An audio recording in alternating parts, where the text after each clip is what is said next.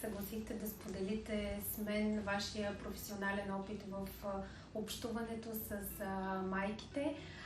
Да се представите обаче преди да започнем разговора. Здравейте! Казвам се Динка Негалова, акушерка съм в болница Селена. Като акушерка работя вече близо 24 години, като 14 почти от тях са имала в болница Селена. Изцяло съм работила по принцип в родилна зала. Това е моята тръпка и това е моето желание.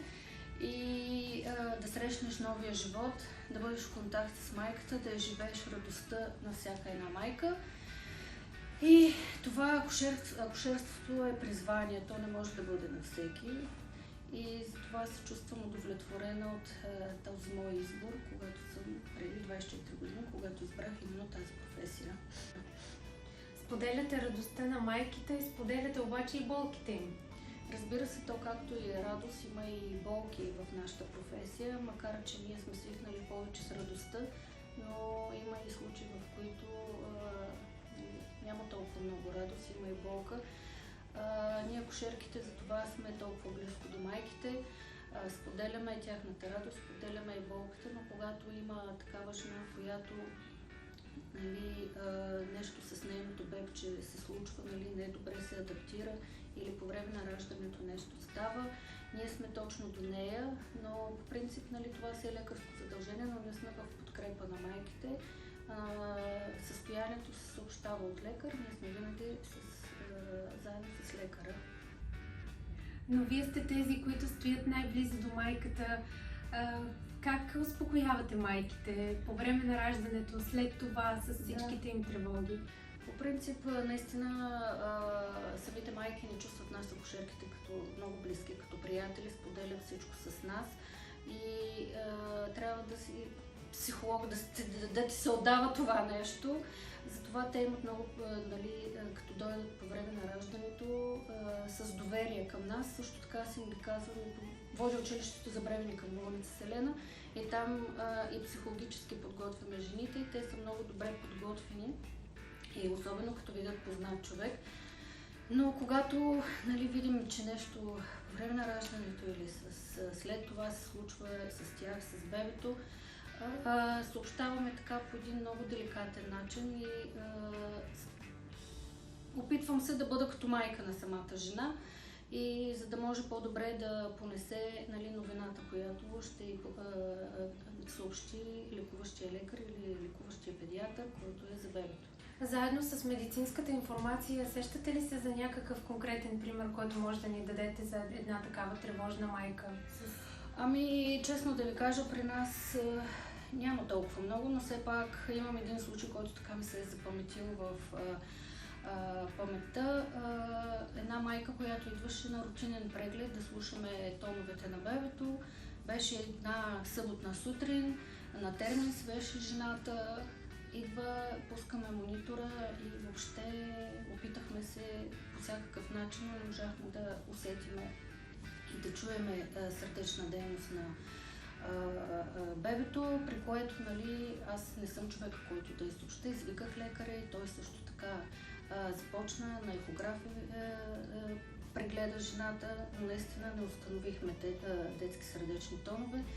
Вече лекаря и съобщи какво се случва, но тя самата жена по същия начин се усети какво става и започнахме наистина съвсем нормално да обясним нещата, подкрепях я до самото раждане и тя самата жена се ме чувстваше толкова близка и затова този случай ми се е запаметил. Това беше много рано. Как я подкрепяхте? Какво й казахте? Спомняте ли се? Казах, че животът е един такъв, има и такива моменти в него, поднасяте всякакви изненади, да забрави вече за днескашния ден, да почне да мисли, дето казвам, слагате розовите очила и мислите за по-нататъка.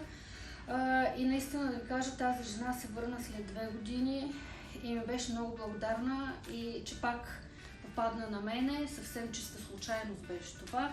И тя си спомня денят, в който аз съм казала, че предстоят и хубави моменти в живота, че ще дойде един ден, с който тя ще си има живо и здраво бебче. Наистина така беше, родила едно момченце, което беше около 4 кг. Страхотно. Много обнадеждаващ пример, наистина.